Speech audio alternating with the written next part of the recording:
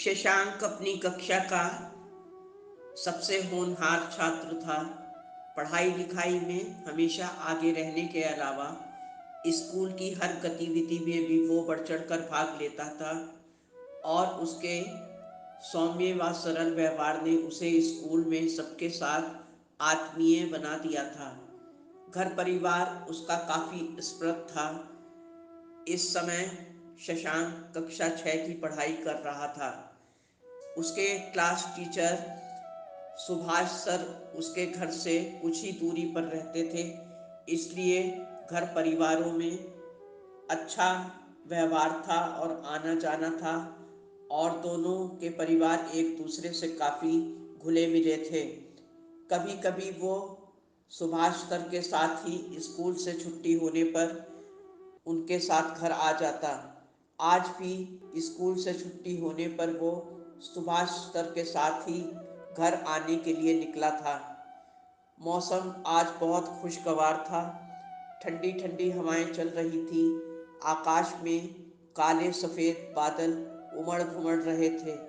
शशांक और सुभाष सर बातें करते हुए सड़क पर चले जा रहे थे कि अचानक सुभाष सर को कुछ याद आ गया, तो वो शशांक से बोले, बेटा, मुझे रास्ते में मार्केट से घर के लिए कुछ ज़रूरी सामान लेना है, तुम्हें कोई दिक्कत तो नहीं होगी? तो शशांक ने मुस्कुराते हुए कहा, नहीं सर, बिल्कुल भी नहीं, बल्कि मुझे तो अच्छा लगेगा कि इसी बहाने आपके साथ कुछ समय और गुजर जाएगा। सुभाष सर ने उसको थैंक्स बोला। फिर दोनों हंसी मजाक करते हुए आगे बढ़ने लगे।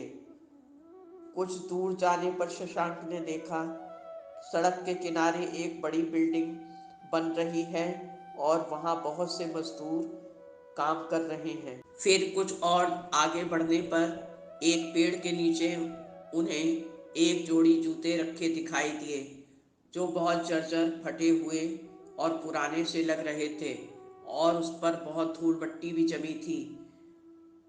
वो समझ गए कि ये जूते ज़रूर किसी मजदूर के ही होंगे। अचानक शशांक को एक शरारत सूझी। उसने सुभाष सर से कहा कि सर जी, एक आइडिया है मेरे पास। अगर ये जूते यहाँ से उठाकर कहीं और छिपा दिए जाएं तो कितना मज़ा आएगा, और जब मजदूर अपना काम ख़त्म करके यहाँ जूते ढूंढेगा और परेशान होगा तो कितना अच्छा लगेगा। तो सुभाष सर ने गंभीर स्वर में कहा, नहीं बेटा, ऐसा ख्याल अपने दिमाग में आज के बाद कभी न लाना। तुम नहीं जानते वो गरीब इन्हें यहाँ ना पाकर कितना उदास होगा। उसके लिए ये जूते बहुत कीमती और अनमोल हैं। अपनी थोड़ी सी खुशी के लिए किसी को तकलीफ देना कोई समझदारी की बात नहीं। वो मजदूर थका मांदा अपने घर जाने की जल्दी में होगा। ना जाने उसके घर वाले किस हाल में होंगे। वो खुद भी दिन भर का भूखा प्यासा कितना उदास और मायूस हो जाएगा, इसका अंदाज़ा तुम्हें नहीं है बेटा। किसी को रुला के या दुखी करके किया गया मजाक एक क्रूरता होता है। अगर कुछ करना ही चाहते हो इन जूतों के साथ, तो आओ मेरे साथ, मैं बताता हूँ कि तुम और हम इनके साथ क्या कर सकते हैं। ये कहकर सुभाष सर और शशांक दोनों जूतों के करीब चले गए।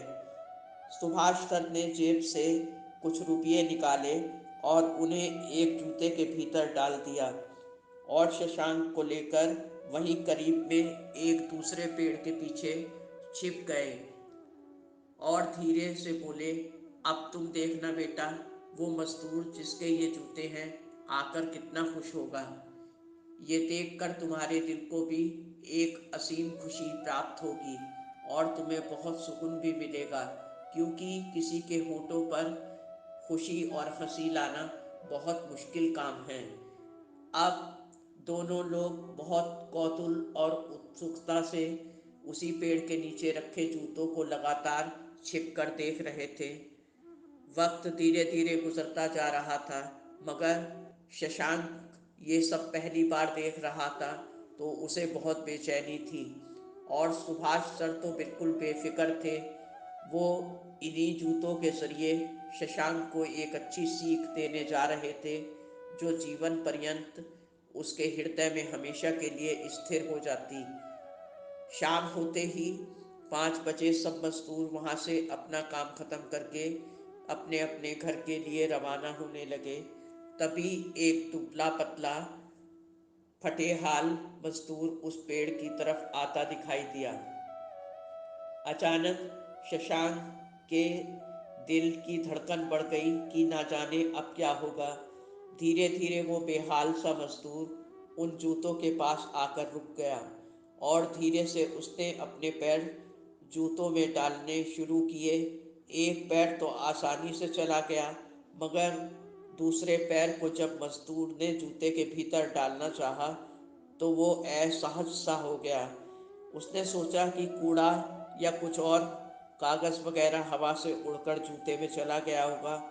उसने झुककर जूते में हाथ डालकर उसे निकालना चाहा तो उसके होश उड़ गए। वो चौंक, क्योंकि जूतों के अंदर कुछ रुपये पड़े हुए थे। खुशी और घबराहट के अतिरेक से वो थर थर काँपने लगा। हाथ में उन रुपयों को पकड़े हुए वो चौकन्ना होकर इधर उधर देखने लगा, मगर वहाँ आसपास उसे कोई न दिखा। शशांक और सुभाष सर चुपके चुपके उसे लगातार देख रहे थे और उसकी हर गतिविधि पे उन दोनों की पैनी नज़र थी। जब उस हैरान से मजदूर को कोई न दिखा तो वो वहीं पेड़ के नीचे बैठकर रोने लगा और अपने हाथ जोड़कर आकाश की तरफ देखकर कांपती आवाज़ में बोला कि ईश्वर, तेरा लाख लाख धन्यवाद। तूने किसी फरिश्ते या दूत को भेजकर मुझ गरीब के दिल की पुकार को सुन के आज मेरी बहुत मदद की है। मैं दिल से तेरा शुक्रिया अदा करता हूँ मालिक। अब मैं इन पैसों से अपनी बीमार माँ की दवाई और अपने भूखे प्यासे बच्चों के लिए खाने पीने का इंतज़ाम करूँगा। उसका चेहरा आंसुओं से भीगा था, लेकिन दुआएं उसके दिल से उस फरिश्ते के लिए निकल रही थी जिसने उसकी मदद की थी। उसकी आंखें बेशक रो रही थीं, लेकिन एक निश्चल मुस्कान उसके होठों पर आकर उसके दिल का हाल बता रही थी। फिर उसने जूते पहनकर रुपये जेब में डाले और उसके थके कदमों की रफ्तार अचानक तेज हो गई। जल्दी जल्दी वो एक दिशा में बढ़ता चला गया और शशांक और सुभाष सर की आंखों से ओझल हो गया। जब कुछ कहने के लिए सुभाष सर ने शशांक की तरफ देखा तो पाया उसका चेहरा भी आंसुओं से भीगा था। एक दर्द और पछतावा उसके मुखमंडल पर पसरा हुआ था। सुभाष सर से बहुत उदासी भरे स्वर में शशांक ने कहना शुरू किया कि सर जी, आज आपने मेरी आंखें खोल दी। ना जाने कितनी बार मैंने इस तरह की उल्टी सीधी मजाकें करके कितने ही लोगों का दिल दुखाया होगा, और उनकी आंखों से बहते हुए आंसू और उनके दिल के दर्द की वजह बन चुका हूँ मैं। मुझे माफ़ कर दीजिए सर जी। मैं आज ईश्वर को साक्षी मानकर आपसे वादा करता हूँ कि जब तक मेरे शरीर में मेरे प्राण हैं, किसी से भी कभी इस तरह का मजाक नहीं करूँगा, ना ही किसी के हाल पर हंसूँगा। सर जी, आज और अभी के बाद मैं हमेशा सबकी मदद किया करूँगा और सबके होठों पे खुशी लाने की का भरसक प्रयास करूँगा।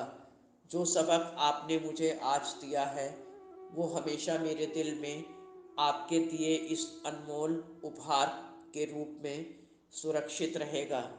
ये सब बातें शशांक के मुंह से सुनकर सुभाष सर की आंखें भी भीग गईं, लेकिन उन्हें खुशी थी कि उन्होंने एक बच्चे को सही रास्ता दिखाकर एक बहुत नायाब काम किया था।